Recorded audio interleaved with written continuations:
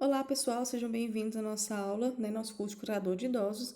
E hoje a nossa aula, ainda complementando a aula de higiene oral e também corporal, nós vamos falar sobre, alguns cuidados em relação a eliminações, tá bom? Então aqui a gente tem, primeiramente, os cuidados com a obstipação ou então constipação, que a gente chama, que é a dificuldade, então, do idoso de evacuar, certinho?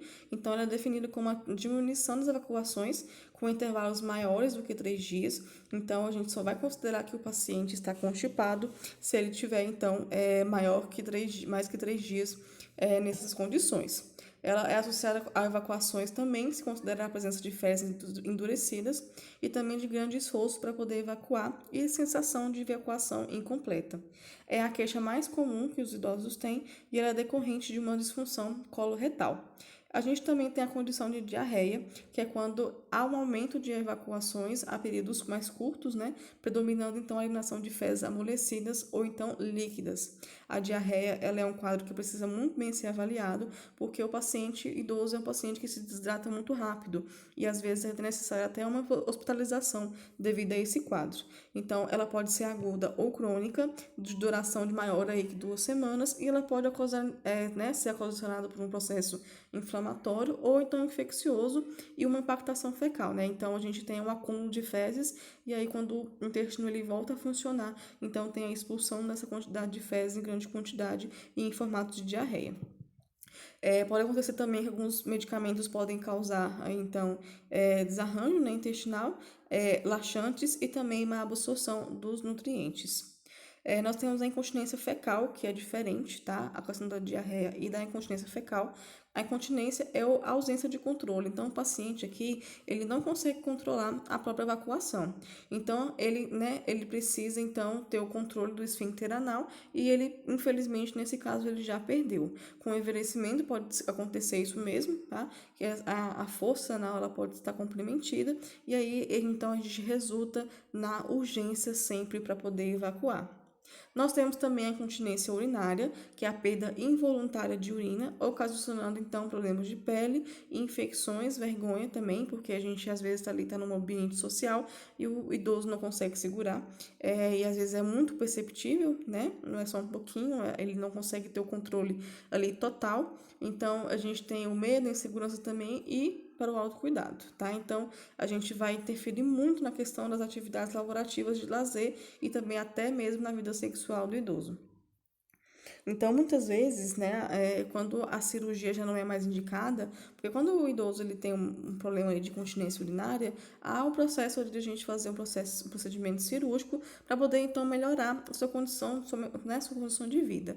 Porém, quando não é necessário, quando não é mais viável fazer uma cirurgia, uma das opções que a gente tem é realizar então uma sonda vesical de demora. O que então é essa sonda que a gente chama de SVD? Então, ela é um outro tipo de sondagem destinada a realizar a drenagem da diurese do paciente através de uma sonda Foley, que é a sondinha que vocês estão vendo aí na imagem, inserida pela uretra. Então, ela vai ser inserida pela uretra até então a bexiga do paciente. Nós vamos inflar um balonete para ela ficar presinha lá. Então, com essa primeira imagem dá para a gente ver bem. E aí, ela vai drenar a urina para essa bolsa coletora. Nós temos vários tipos de sonda, A sonda Foley, que é essa F aqui, que é a mais comum, porém a gente tem vários outros tipos, depende então do tipo de anatomia do paciente para a gente poder escolher a mais adequada. Essa aqui é a bolsa coletora, que é o local onde a gente vai ter o depósito então, de urina. Então, se vocês forem perceber, ela tem aqui, ó, um sistema de abre e fecha, porque quando a gente vai esvaziar a bolsa, a gente não vai desconectar ela daqui de cima, não. A gente vai desconectar ela da parte de baixo, então ela tem um dispositivo, Para um lado é abrir, para o outro é fechar. Então, se a gente pegar aquele dispositivo azul ali na ponta e colocar para o lado de abrir, a gente então vai fazer com que a urina escoe. Então, a gente vai pegar um saquinho plástico, vai cobrir essa pontinha e vai abrir o feixe azul. Então, a gente vai fazer o depósito da urina nesse saco coletor até o final, vai fechar novamente e vai descartar a urina no vaso sanitário, tá certo? Então, nós temos algumas indicações para uso desse tipo de dispositivo. Então, a gente vai, né, utilizar quando a gente precisa esvaziar a bexiga, em caso de retenção urinária, quando a gente vai prevenir complicações da retenção de urina, né, bexigoma, preparo para algumas intervenções cirúrgicas, coletar urina séptica para exames e observar os aspectos da urina no paciente traumatizado, que no caso pode haver hematúria, que é a presença de sangue na urina. Então, a gente tem que ter alguns cuidados em relação à sonda vesical de demora, que ela deve ser realizada quando é absolutamente necessário. Então, é realmente em último caso que a gente vai fazer uma sonda vesical de demora, porque é um risco muito grande de infecção do trato urinário. Quando o paciente também estiver com retenção urinária, realizar algumas técnicas que levam à micção voluntária, fazer ali massagem no local, né, da bexiga, por exemplo. Transmitir atitudes sempre calmas ao paciente, observar, oferecer medicamentos para alívio da dor, se houver, atender prontamente a solicitação do paciente para poder ir no banheiro, proporcionar privacidade, favorecer a posição mais adequada do paciente, posicionar estímulos que facilitem a micção, como deixar uma torneira aberta perto do paciente, colocar bolsas de água morna sobre a região inferior do abdômen, para poder ele estimular também, e oferecer banho quente para poder resultar em relaxamento muscular. Existem algumas complicações, né, desse dispositivo, que é a infecção urinária, que ela é mais comum e é causada principalmente pelo uso incorreto da técnica séptica. Na hora de a gente colocar ali, teve algum erro e, né, teve uma contaminação. O paciente pode ter uma hemorragia, ela pode ser causada pela utilização de uma sonda de calibre inadequado ao tamanho da uretra, né? E aí passagem incorreta, patologias prévias, então formação de cálculos na bexiga também, então tudo isso pode levar a um sangramento ali na urina. A gente pode ter uma bexiga neurogênica, que é o paciente com permanência, né, muito prolongada de sonda, e um trauma tissular, que é devido à aplicação de força durante a passagem e utilização de sonda muito calibrosa. Nós temos outra opção além da sonda, que é a cistostomia, que é a introdução de um catéter diretamente na bexiga do paciente. Então, isso é quando o paciente não tem mais ali a parte genital, devido a um câncer, devido, né, a qualquer outro motivo, ele não possui mais essa passagem da uretra, então a gente vai ter que fazer a cistostomia, que liga direto um catéter até a bexiga. E aí vai ser o mesmo processo, tá? A gente vai fazer a introdução do catéter até na bexiga, vai colocar ela, né, é a mesma sonda, é a sonda Foley que a gente coloca, e a gente vai conectar ela na bolsa coletora do mesmo jeito. Só que aqui a única coisa que muda é que a sonda ela é colocada diretamente na bexiga do paciente. Outra condição também que pode ser necessária para o idoso é a colostomia, que ele é um procedimento cirúrgico onde se faz uma abertura no abdômen, né, que a gente chama de estoma, para poder drenar as fezes provenientes, então, do intestino grosso, que a gente chama de colo. Então, ela é feita geralmente após a ressecção intestinal e ela pode ser temporária ou, então, permanente. Então, quais são os casos do qual o paciente vai precisar, então, de uma bolsa de colostomia? Nós temos tumores do intestino grosso, doença de Crohn, nós temos algumas anomalias congênitas, como megacólon congênito em ânus imperfurado, pólipos múltiplos e também perfuração intestinal, né? Que é pode ter vindo de algum acidente ou então da colite ulcerativa. Aqui a gente tem vários tipos de bolsas, a gente tem vários tipos de tamanho. Nós temos bolsas também que são trocáveis, né? A gente troca ela todos os dias e tem as bolsas que elas duram mais ou menos aí de 15 em 15 dias. Então a gente vai colocar, né? A gente vai ter a abertura ali do estômago e a gente vai colocar um adesivo que vem junto com a bolsa coletora e tá vendo que tem essa partezinha redonda, é como se fosse um feixe, né? Um clique. E aí um zíperzinho, né, ali de encaixe. Então, a gente vai encaixar a bolsa coletora nesse adesivo e essa parte vermelha é o local de onde saem todas as fezes do paciente. E aí, no finalzinho da bolsa, se vocês forem perceber, tem como se fosse um palitinho. Esse palitinho é também como se fosse um prendedor, que a gente vai enrolar a ponta da bolsa coletora e prendê-la com esse pequeno prendedor e que evita que as fezes caiam no chão. Então, toda vez que a gente for fazer a limpeza da bolsa de colostomia, a gente vai tirar o prendedor, vai desenrolar a ponta da bolsa de colostomia e vai apertá-la no vaso sanitário até que saia todas as fezes. certinho? Então, a limpeza aqui da bolsa de colostomia, ela deve ser muito cuidadosa, porque às vezes, dependendo do local da bolsa, as fezes elas saem líquidas, e esse líquido, essas fezes líquidas em contato com a pele mesmo, ela acaba lesionando, e né, fazendo queimaduras até. Então, a gente tem que tomar muito cuidado com a limpeza da bolsa, não permitindo que ela fique ali em pele íntegra. Então, o que eu chamo de pele íntegra, pessoal? Essa parte aqui da pele, olha só.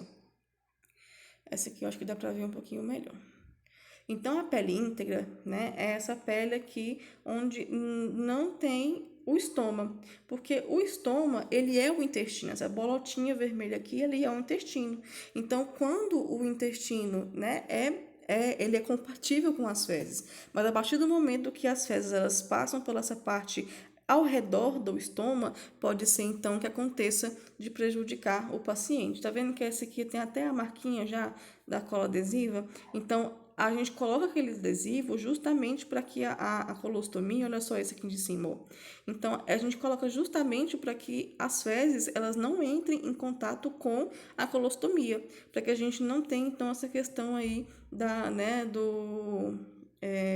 digamos assim, das queimaduras, né, das lesões. Então, aqui a gente tem outro exemplo, que é onde a gente coloca o adesivo, coloca a bolsa, encaixa e também que tem um clipezinho, ó, que a gente faz então o esvaziamento. Quando a bolsa ela é de troca diária, a gente não faz o esvaziamento, a gente simplesmente tira e troca, né? Então, essas bolsas aqui de cima, ó, essas que não tem o feixe de tirar, elas são diárias, então a gente coloca elas e tira todos os dias, tá bom? O tecido da bolsa de colostomia é um tecido especial, do qual não permite que o odor saia, né, das fezes saia para fora. Então, aqui a gente, né, tem um exemplo das fezes já sendo depositadas na bolsa de colostomia e a gente nunca vai deixar que as fezes elas cheguem até a colostomia. Tudo bem que as fezes saem de lá, mas a partir do momento que elas são depositadas até no final, enquanto as fezes elas estiverem mais ou menos aqui no meiozinho, né, começando aqui na voltinha, a gente já tem que esvaziar a bolsa de colostomia para evitar que ela vaze, para que ela pese e que ela vaze. Então, para a gente poder trocar a colostomia, pela lei, né, curador de idosos, eles não fazem isso, tá bom? Mas a gente pode auxiliar o enfermeiro a fazer essa troca. Então, a gente vai ter a placa adesiva, a bolsa coletora, uma pinça para fechar a bolsa, um medidor de estômago, para a gente medir qual que é o tamanho do estômago, para poder acompanhar o processo de cicatrização, tesoura de ponta arredondada, água, sabão, gaze e um pano macio. Então, a gente vai primeiro retirar a placa, né, no banho, com o pano umedecido, porque ainda tem cola, então pode machucar a pele do paciente. A gente vai lavar, secar bem ao redor do estômago, medi-lo para poder ver, né, o tamanho do estômago, e aí a gente vai desenhar o molde também, porque o adesivo, olha só, o adesivo aqui, eu não sei se vocês não dá pra ver direitinho, ó. Mas tá vendo que ele tem pequenas linhas, né? Então, essas linhas aqui, a gente vai medir o estômago. A gente vai cortar o adesivo do tamanhozinho que encaixa perfeitamente aqui no estômago.